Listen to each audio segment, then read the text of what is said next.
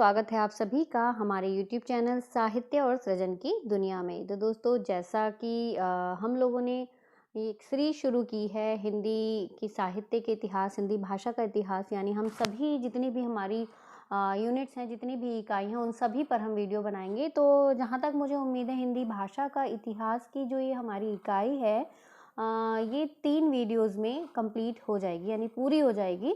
तो हम यहाँ पर महत्वपूर्ण बिंदु देख रहे हैं और महत्वपूर्ण बिंदु में भी कहाँ कहाँ से कैसे प्रश्न आ सकते हैं, इस पर चर्चा करेंगे और प्रयास की करेंगे कि हमारी जो भी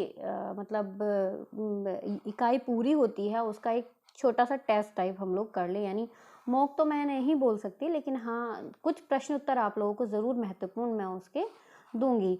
तो ये हमारी पहली इकाई चल रही है और पहली इकाई में हमने पहला भाग देख लिया है, यानी पहली क्लास हमारी हो चुकी है। ये इसकी दूसरी क्लास है आज हिंदी भाषा के इतिहास की।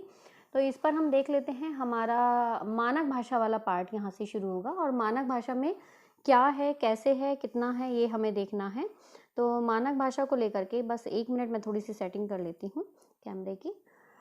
मानक भाषा को कोई बहुत सारे नामों से बुलाया जाता है। दरअसल इसे कोई परिनिष्ठित भाषा कहता है, तो कोई इसे साधु भाषा कहता है। इसे नागर भाषा भी कहा जाता है। अंग्रेजी में इसे स्टैंडर्ड लैंग्वेज कहते हैं। मानक का अर्थ होता है निश्चित पैमाने के अनुसार गठित करना। दरअसल मानक भाषा यानी परिनिष्ठित भाषा का प्रयोग जो है वो बहुत सारे सही अर्थों में जो है यही भाषा होती है जिसमें साहित्य लिखा जाता है। ऐसी भाषा जो एक निश्चित पैमाने के अनुसार लिखी या बोली जाती है। मानक भाषा व्याकरण के अनुसार ही लिखी और बोली जाती है, अर्थात मानक भाषा का पैमाना उसका व्याकरण है। देखिए कि मैंने यहाँ पर बिंदु स्पष्ट किए हैं कि जो मानक भाषा है वो क्या है। मानक भाषा व्याकरण के अनुसार ही लिखी और बोली जाती है, अर्थात मानक भाषा का पैमाना उसका व्याकरण है। समाचार पत्रों में जो भाषा लिखी जाती है वह भी मानक ही होती है। आकाशवाणी और दूरदर्शन के समाचार जो होते हैं वो भी मानक भाषा में ही प्रसारित किए जाते हैं। और ये मैंने छोटे छोटे पॉइंट्स यहाँ पर लिए हैं।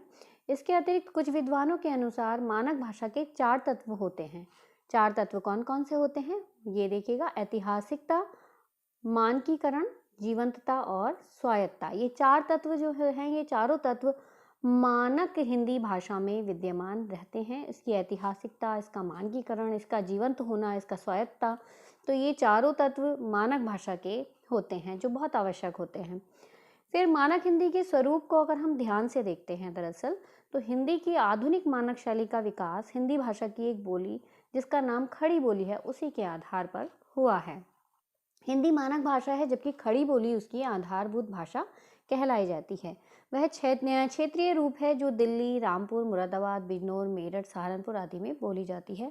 इस पर हम पहले भी थोड़ी सी चर्चा कर चुके हैं, यानी अपनी लास्ट क्लास में हमने इस पर चर्चा की थी कि हिंदी की जो मानक स्वरूप हम देख रहे हैं।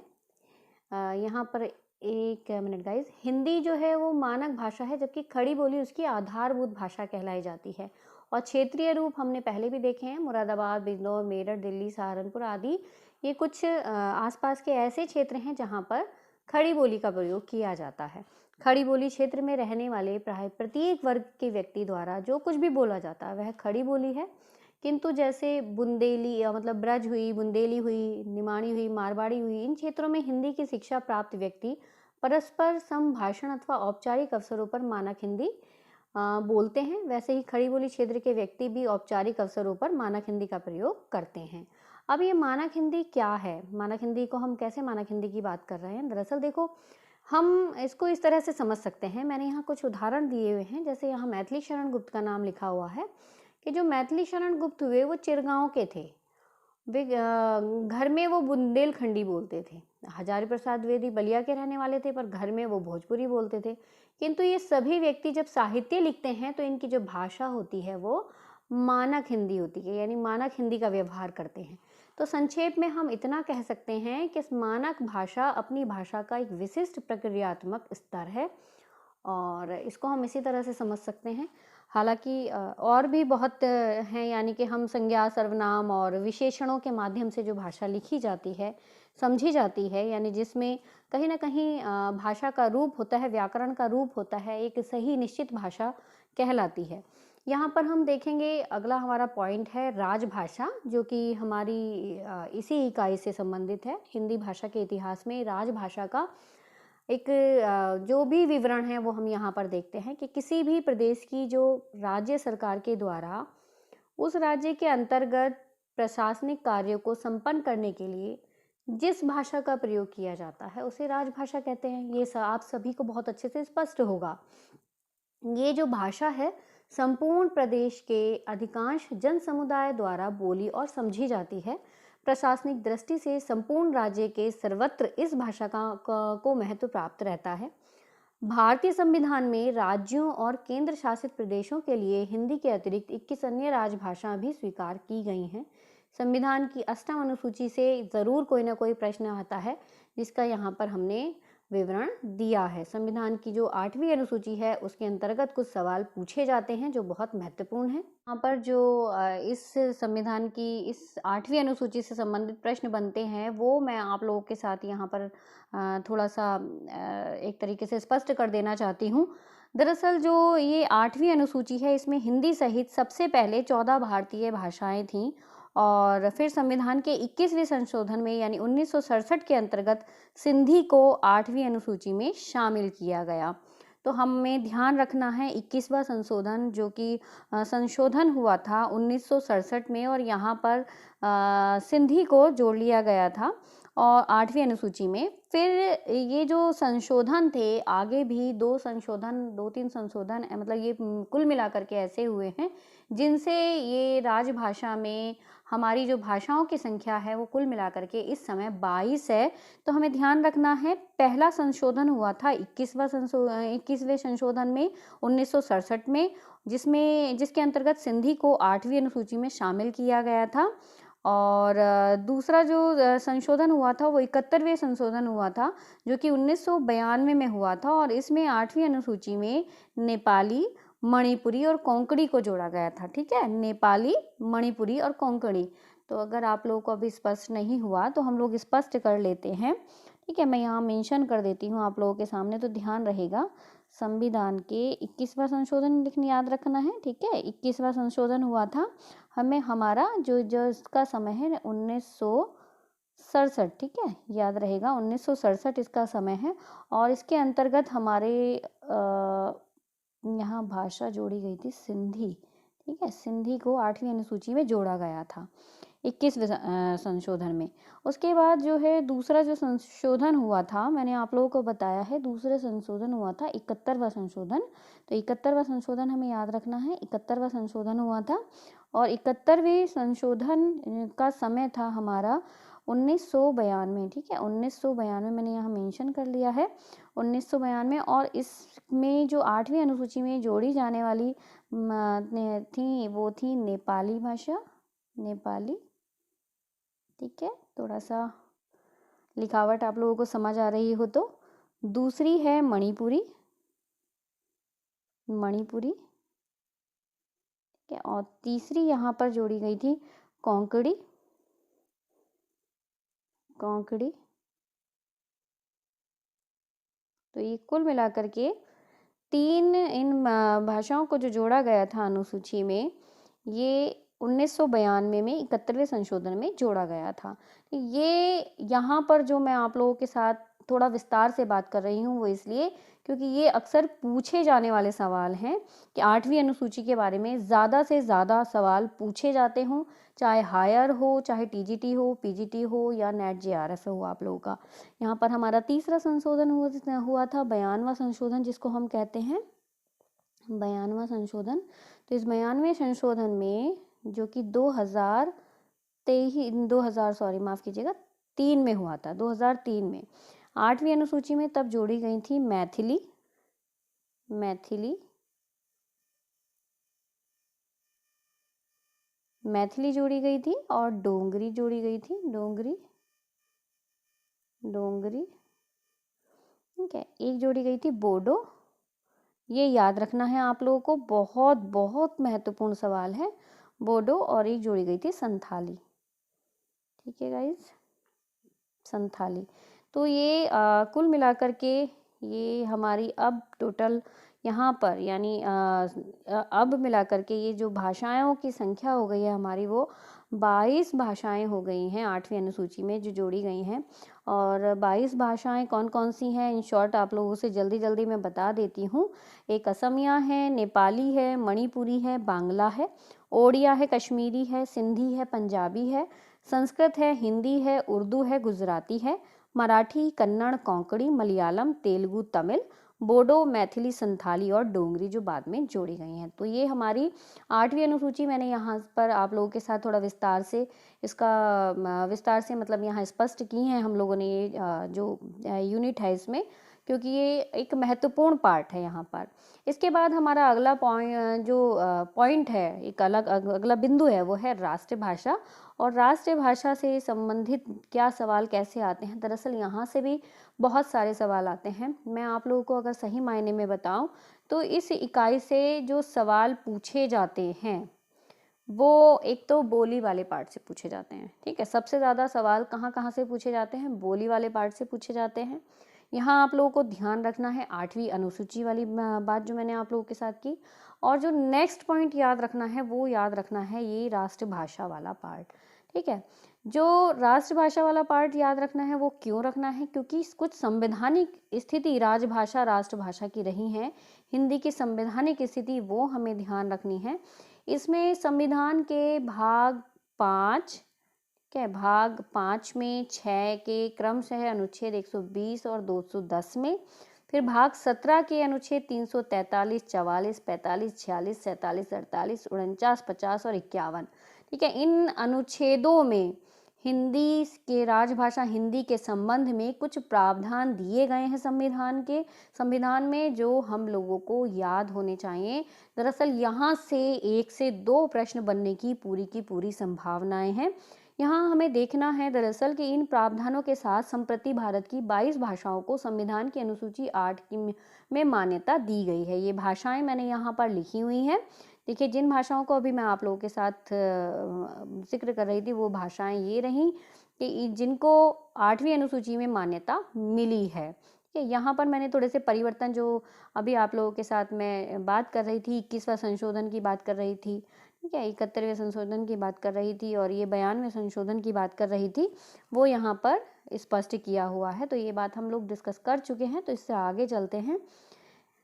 दरअसल संसद में प्रयोग की जाने वाली जो भाषा है उसके संबंध में क्या क्या फेरबदल हैं, क्या क्या चीज़ें जो हमें याद रखनी है और सवाल कैसे पूछे जाएंगे वो भी मैं यहाँ विस्तार से आप लोगों के साथ चर्चा करूँगी।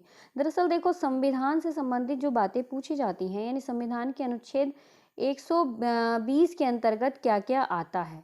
120 के अंतर्गत संसद में प्रयोग की जाने वाली भाषा के संबंध में क्या प्रावधान किया गया वो याद रखना है।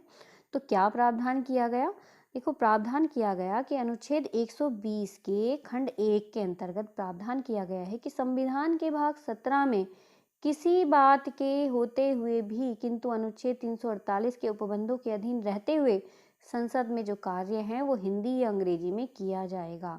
तो प्रश्न क्या है, परंतु यथास्थिति लोकसभा का अध्यक्ष या राज्यसभा का अध्यक्ष अथवा उस रूप में कार्य करने वाला जो व्यक्ति है वो सदन में किसी सदस्य को जो हिंदी या अंग्रेजी में अपनी पर्याप्त अभिव्यक्ति नहीं कर सकता तो उसे अपनी मातृभाषा में सदन को संबोधित करने की अनुमति दे सकता है। तो ये महत्वपूर्ण पॉइंट्स हैं, आप लोगों को यही याद रखने हैं।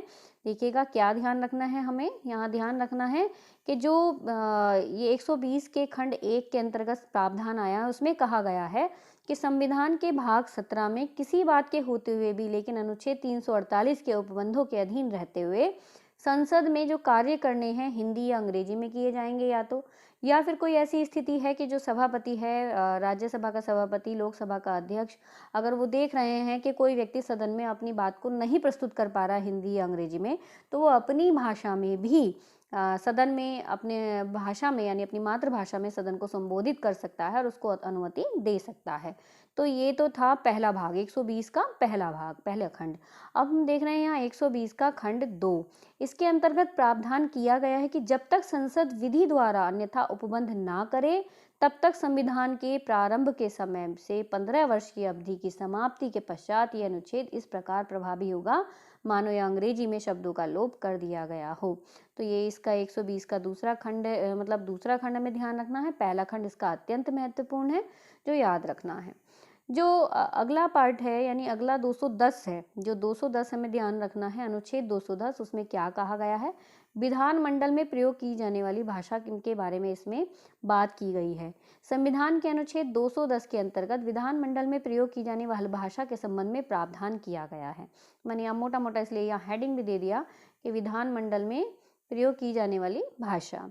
तो अनुच्छेद 210 के खंड 1 के अंतर्गत क्या प्रावधान किया गया है? दरअसल वो याद रखना है।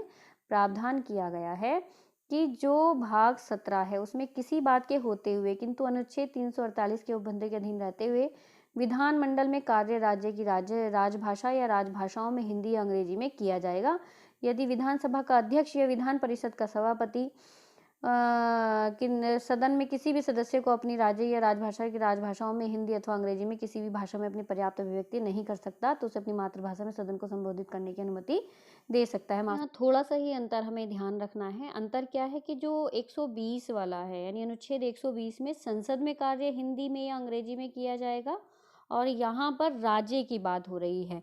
तो संसद में जो कार्य हिंदी अंग्रेजी में किया जाएगा और कोई हिंदी व्यक्ति हिंदी और अंग्रेजी के में अपने विचार प्रकट करने में असमर्थ है तो उसके लिए लोकसभा का अध्यक्ष या राज्यसभा का जो सभापति है उसे अपनी मातृभाषा में बोलने की अनुमति दे सकता है। ऐसे ही यहाँ 210 में ये बात कही गई है कि राज्य के विधानमंडल में कार्य राज्य की राज्य भाषा या राजभाषाओं में हिंदी में या अंग्रेजी में किया जाएगा। और ये भी आगे बता दिया गया है कि यदि किसी व्यक्ति को समस्या है, वो अपनी मातृभाषा में बोलना चाहता है और उससे अंग्रेजी या हिंदी में अभिव्यक्ति नहीं हो पा रही है तो वो अपनी मातृभाषा में बोल सकता है, उसे अनुमति दी जा सकती है अपने विचार प्रकट करने की। तो दोनों में सिर्फ थोड़ा सा अंतर हमें याद रखना है। 120 में संसद में कार्य हिंदी या अंग्रेजी में किए जाने चाहिए, जबकि 210 में राज्य के विधानमंडल में कार्य राज्य की राजभाषा या राजभाषाओं में या हिंदी में या अंग्रेजी में किया जाएगा। ये सब बात कही गई है।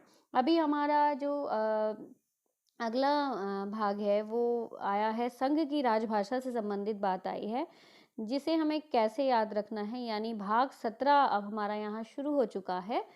अनुच्छेद भाग 17 का अनुच्छेद 343 से हमें 343 से शुरुआत करनी है। तो देखिएगा, संविधान के भाग 17 के अनुच्छेद 343 से 351 तक की जो राजभाषा संबंधी प्रावधान किए गए हैं।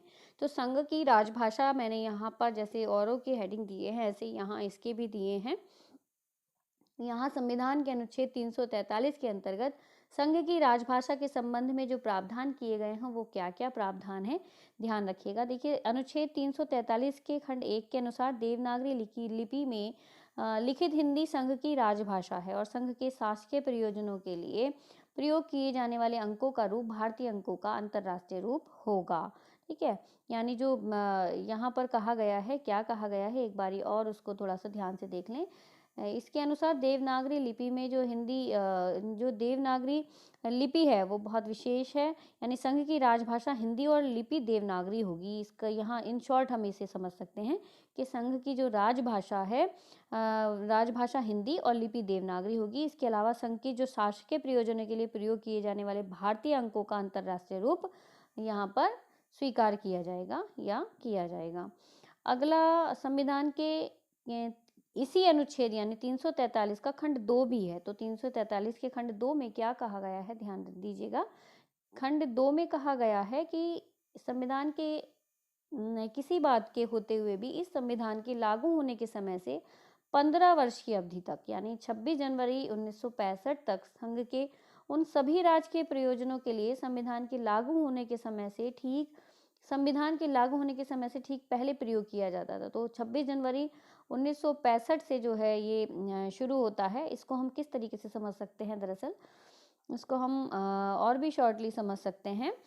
कैसे, ये देखिएगा, इसमें जो इसका दूसरा भाग है उसमें यही कहा गया है कि 26 जनवरी 1965 से पहले भी राष्ट्रपति आदेश द्वारा किसी भी राजकीय प्रयोजन के लिए अंग्रेजी के साथ साथ देवनागरी रूप के प्रयोग की अनुमति भी दी जा सकती है। ये 343 है। अब 343 में अनुच्छेद संघ की जो राजभाषा संबंधी और जो बातें कही गई हैं वो क्या कही गई हैं वो भी यहाँ विस्तार पूर्वक मैंने बताया है। लेकिन इन शॉर्ट आप लोगों को जो ध्यान रखना है 343 में, वो बातें मैं आप लोगों को बता देती हूँ। एक तो ये अंग्रेजी भाषा का या अंकों के देवनागरी जो रूप है उसका यहाँ प्रयोग किया जाएगा। साथ ही इसी अनुच्छेद में किसी बात के होते हुए भी संसद उक्त 15 वर्ष की अवधि के पश्चात विधि द्वारा अंग्रेजी भाषा का या अंकों के देवनागरी रूप का जो प्रयोजनों के लिए प्रयोग है वो बंधित कर सकेगी, जो ऐसी विधि में विनिर्दिष्ट किए जाए। हम इसे ऐसे भी ध्यान रख सकते हैं कि संघ की राजभाषा हिंदी और लिपि देवनागरी होगी। इसके अलावा संघ के शासकीय प्रयोजनों के लिए प्रयोग होने वाली भारतीय अंकों का अंतर्राष्ट्रीय रूप होगा। इसी अनुच्छेद में ये भी संकेत किया गया है कि शासकीय प्रयोजन के लिए अंग्रेजी भाषा का प्रयोग 15 वर्षों तक होता रहेगा। यानी किस अनुच्छेद में शासकीय प्रयोग के लिए अंग्रेजी भाषा का प्रयोग 15 वर्षों तक होता रहेगा, यह स्वीकार किया गया है। तो यह 343 अनुच्छेद में स्वीकार किया गया है। अब हम चलते हैं अनुच्छेद 344 की तरफ। और 344 में क्या कहा गया है?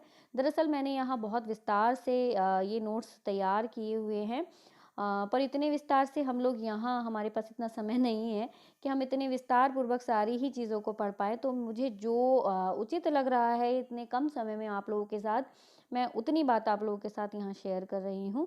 343 हमारा हो चुका है। 344 में दरअसल क्या बात कही गई है?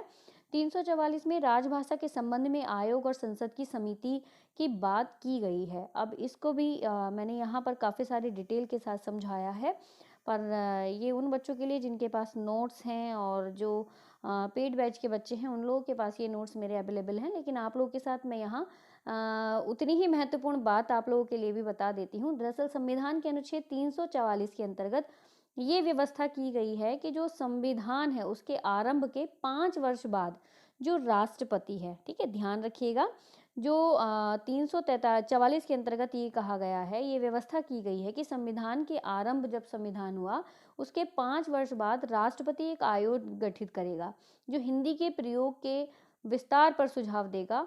जैसे किन कार्यों के लिए हिंदी का प्रयोग किया जा सकता है या न्यायालयों में हिंदी का प्रयोग कैसे बढ़ाया जा सकता है, इन सब बातों पर, है ना, कि संघ में शासकीय प्रयोजन के लिए हिंदी भाषा का अधिक से अधिक प्रयोग कैसे हो, संघ के सभी या किन्हीं शासकीय प्रयोजन के लिए अंग्रेजी भाषा के प्रयोग पर निर्बंधन होंगे। तो इसी तरीके से जो हमें ध्यान रखना है, बस हम मेन मेन पॉइंट पर उन पर आते हैं। यानी राष्ट्रपति एक आयोग गठित करेगा 5 साल बाद, जिसमें हिंदी के प्रयोग के विस्तार पर सुझाव दिया जाएगा। जैसे किन कार्यों के लिए हिंदी का प्रयोग किया जा सकता है, न्यायालयों में हिंदी का प्रयोग कैसे किए बढ़ाया जा सकता है, अंग्रेजी का प्रयोग कहाँ व किस प्रकार सीमित किया जा सकता है आदि। तो इस प्रकार का आयोग संविधान के आरंभ से 10 वर्षों के बाद भी गठित किया जाएगा। ये आयोग भारत की उन्नति की प्रक्रिया तथा अहिंदी भाषी वर्गों की हितों की ध्यान में रखते हुए अनुशंसा करेंगे। तो आयोग की सिफारिशों पर संसद का एक विशेष समिति राष्ट्रपति को राय देगी और राष्ट्रपति पूरी रिपोर्ट या उससे के कुछ अंशों की लागू करने के लिए निर्देश जारी करेगा। ये सब मैंने यहाँ पर दिया हुआ है। इसके संघ की राजभाषा या संघ और किसी राज्य के बीच या राज्य दूसरे राज्य के बीच पत्र आदि की जो भाषा है उनके प्रयोग के संबंध में राष्ट्रपति द्वारा आयोग को निर्देशित किए गए किसी अन्य विषय के बारे में भी सिफारिश करी जाएगी। ये सारी बात यहाँ पर की गई है। अब 345 की तरफ हम चलते हैं। 345 में जो मुख्य बिंदु है वो ही यहाँ लिया गया है। बहुत ज़्यादा 345 को मैंने यहाँ विस्तार से नहीं स्पष्ट किया है। तो 344 में हमें बात याद रखनी है क्या, कि 5 वर्ष बाद राष्ट्रपति जो है आयोग का गठन करेगा, देखेगा कि हिंदी के प्रयोग के विस्तार के लिए जो सुझाव देगा, जैसे किन कार्यों के लिए हिंदी का प्रयोग किया जा रहा है, न्यायालयों में हिंदी का प्रयोग कैसे बढ़ाया जा सकता है, अंग्रेजी का प्रयोग कहाँ वो किस प्रकार सीमित किया जा सकता है। तो ये सारी बातों पर जो चर्चा हुई है वो 344 में हुई है। अब हम अनुच्छेद 345 पर आ गए हैं। 345 में दरअसल क्या कहा गया है? इसमें कहा गया है कि 345 के अनुसार कि किसी राज्य का जो विधानमंडल है वो विधि द्वारा उस राज्य के प्रयुक्त होने वाली या किन्हीं अन्य भाषाओं को या हिंदी की शासकीय जो प्रयोजनों के लिए स्वीकार कर सकेगी। यदि किसी राज्य का विधानमंडल ऐसा नहीं कर पाएगा तो अंग्रेजी भाषा का प्रयोग यथावत किया जाता रहेगा। ठीक है, राज्य का अनुच्छेद 346 अनुच्छेद 347 के उपबंधों के अधीन रहते हुए किसी राज्य का जो विधानमंडल है विधि द्वारा उस राज्य के प्रयोग किए जाने वाली भाषाओं का, ठीक, ये मैं अंडरलाइन कर लेती हूँ ताकि अच्छे से स्पष्ट आप लोगों को हो जाए। थोड़ा सा स्पीडली मैं लेके चल रही हूँ, पर यहाँ से सवाल जरूर आएंगे, इतना कह सकती हूँ। 347 46 के उपबंधों के अधीन रहते हुए किसी राज्य का विधानमंडल विधि द्वारा उस राज्य के प्रयोग होने वाली भाषाओं में से किसी एक या अधिक भाषाओं को या हिंदी को उस राज्य के सभी या हिंदी शासकीय प्रयोजनों के लिए प्रयोग की जाने वाली भाषा या भाषाओं के रूप में अंगीकार कर सकेगा। परंतु जब तक राज्य का विधानमंडल विधि द्वारा अन्यथा उपबंध न करे तब तक राज्य के भीतर उन शासकीय प्रयोजनों के लिए अंग्रेजी भाषा का प्रयोग किया जाता रहेगा जिनके लिए उसका एक संविधान के प्रारंभ से ठीक पहले प्रयोग किया जा रहा था। तो ये 345 हो गया। अब हम 346 की तरफ चलते हैं। 346 में क्या कहा गया है कि एक राज्य और दूसरे राज्य के बीच या किसी राज्य और संघ के बीच पत्र आदि की जो राजभाषा है वो राजभाषा होगी पत्र आदि के लिए, तो उस पर बात की गई है 346 में। इसको हम कैसे समझ सकते हैं कि 346 के अनुसार निर्धारित भाषा एक राज्य और दूसरे राज्य के बीच में जो लिंक है उसको जोड़ने के लिए राज्य संघ की सरकार के बीच पत्र आदि का जो राजभाषा होगी, यदि दो या अधिक राज्य परस्पर हिंदी भाषा को स्वीकार करना चाहें तो उसका प्रयोग किया जा सकता है। ये कौन से अनुच्छेद में है, आप लोगों को ये बात याद रखनी है, महत्वपूर्ण बात है। ठीक है, इसके आगे हम चलते हैं अनुच्छेद 347 की तरफ, जिसमें हम पहले ऊपर ही देख लेते हैं कि क्या मुख्य बिंदु है। इसका मुख्य बिंदु है 347 का कि किसी राज्य की जनसंख्या के किसी भाग द्वारा बोली जाने वाली भाषा के संबंध में विशेष उपबंध तैयार किए गए हैं 347 में। और ये विशेष उपबंध दरअसल क्या है वो देखने हैं।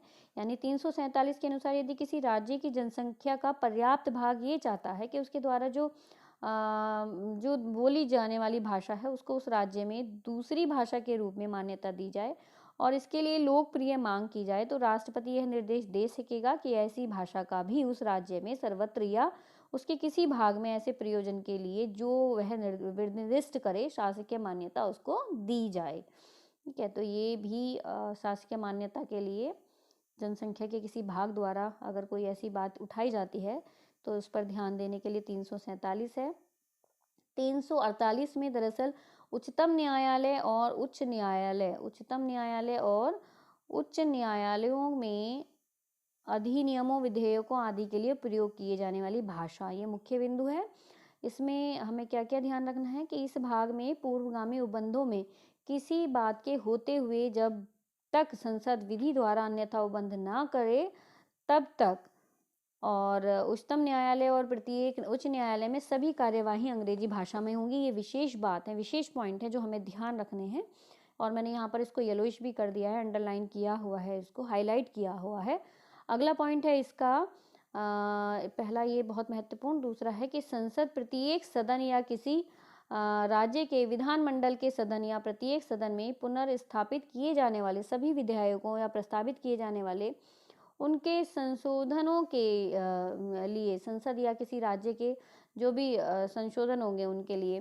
ठीक है, यानी इसको हम ऐसे समझ सकते हैं कि संसद किसी भी राज्य के विधानमंडल द्वारा पारित सभी अधिनियम और राष्ट्रपति या किसी राज्य के राज्यपाल द्वारा जारी किए गए अध्यादेश के लिए जो है ये हमें देखने होंगे किन विषयों पर प्राधिकृत पाठ अंग्रेजी में होंगे। फिर दूसरा ये कि संविधान के अधीन अथवा संसद या किसी राज्य के विधानमंडल द्वारा बनाई गई किसी विधि के अधीन निकाले गए या बनाए गए सभी आदेश नियमों या विनियमों उपनिविधियों के प्राधिकृत पाठ अंग्रेजी भाषा में होंगे। देखिए ये मैंने यहाँ पर महत्वपूर्ण पॉइंट को मैंने यहाँ हाईलाइट किया हुआ है, ये हाईलाइटर आप लोग देख सकते हैं, यहाँ हाईलाइट किया हुआ है मैंने, जो मुख्य है पॉइंट हैं उनको हाईलाइट किया है। तो ये मुख्य पॉइंट हैं दोनों, इनको हाईलाइट कर दिया है। बाकी आप लोग भी अच्छे से तैयारी किए हुए हैं तो आप आगे अपनी तैयारी कर रहे होंगे तो समझ रहे होंगे कि मैं कहाँ पर क्या बात बोल रही हूँ। 349 में अभी हमारे दो अनुच्छेद और रह गए हैं, 50 और 51। अभी हमें 349 में समझना है क्या है। दरअसल 349 में मोटी मोटी बात तो यही है, मोटी मोटी बात यानी कि मुख्य बिंदु तो यही है कि भाषा से संबंधित कुछ विधियां अधिनियमित करने के लिए विशेष प्रक्रिया इस अनुच्छेद में अपनाई गई है ना। तो ये क्या है, इसको हम इन शॉर्ट ऐसे समझ सकते हैं, यहाँ पर तो मैंने पूरी डिटेल दी हुई है, आप हम छोटे में हम ऐसे समझ सकते हैं कि 349 के अनुसार कि संसद यदि राजभाषा से संबंधित कोई विधेयक या संशोधन प्रस्तावित करना चाहे तो राष्ट्रपति की पूर्व मंजूरी उसको लेनी पड़ेगी। और राष्ट्रपति आयोग की सिफारिशों पर और उन सिफारिशों पर गठित रिपोर्ट पर विचार करने के बाद ही अपनी मंजूरी देगा, अन्यथा नहीं देगा। ठीक है, तो ये इसका मुख्य बिंदु है। 350 की तरफ हम चलते हैं। 350 अनुच्छेद की अगर मुख्य बिंदु देखते हैं तो क्या है कि व्यथा के निवारण के लिए अभ्यावेदन में प्रयोग किए जाने वाली भाषा। तो इसको भी हम ऐसे ही देख सकते हैं कि प्रत्येक व्यक्ति किसी व्यथा के निवारण के लिए संघ या राज्य के किसी भी अधिकारी या प्राधिकारी को यथास्थिति संघ में या राज्य में प्रयोग होने वाली किसी भी भाषा में अभ्यावेदन देने का हकदार होगा। ठीक है, तो ये भी शॉर्ट महत्वपूर्ण है। इसमें से ज़्यादातर जो पूछे जाने वाले पार्ट होते हैं, 348 से ज़्यादा सवाल आते हैं। 348 से ज़्यादा सवाल आते हैं। 348 के अतिरिक्त जो है कुछ सवाल हमारे उससे भी आते हैं, 346 से भी आते हैं। 346 के अलावा 343 से भी सवाल आते हैं। अब 350 हमने देख लिया है। 351 की तरफ चलते हैं। 350 के काफ़ी सारे भाग यहाँ पर दिया हुआ है मैंने, लेकिन हमें 351 को देख लेते हैं। हिंदी भाषा के विकास के लिए निर्देश। दरअसल संघ का यह कर्तव्य होगा कि वह हिंदी भाषा का प्रसार बढ़ाए, उसका विकास करे, जिससे वह भारत की समसामयिक संस्कृति के सभी तत्वों की अभिव्यक्ति का माध्यम बन सके और उसकी प्रकृति में हस्तक्षेप किए बिना हिंदुस्तानी में और 8वीं अनुसूची में विनिर्दिष्ट भारत की अन्य भाषाओं में प्रयुक्त रूप, शैली और पदों को आत्मसात करते हुए और जहां आवश्यक या वांछनीय हो वहां उसके शब्द भंडार के लिए मुख्यतः संस्कृत से और गौणतः अन्य भाषाओं से शब्द ग्रहण करते हुए उसकी समृद्धि सुनिश्चित करें। तो ये भी हमारे लिए बहुत विशेष बिंदु है। 351 आप लोगों को ध्यान रखना है। तो इस तरह से हमारे जो भी अनुच्छेद हैं वो हमने देख लिए, जिसमें हिंदी से संबंधित मुख्य प्रावधान किए गए हैं। और गाइज आज के लिए इतना ही। कोशिश करती हूँ आने वाले 1 या 2 दिन मतलब 1 या 2 वीडियो में जो हमारी ये पहली इकाई है हिंदी भाषा का इतिहास, उसको शॉर्टली हम लोग यहाँ पर स्पष्ट कर लें। उम्मीद है आप सभी को मेरी ये वीडियो पसंद आई होगी। गाइज अगर आपको मेरी वीडियो पसंद आती है और आप लोग चाहते हैं कि इसी तरह की वीडियोस आप लोगों के लिए आती रहें, तो प्लीज़ चैनल को लाइक शेयर सब्सक्राइब करना ना भूलें। और मिलती हूँ अपनी नेक्स्ट वीडियो में, तब तक के लिए नमस्कार, बाय बाय।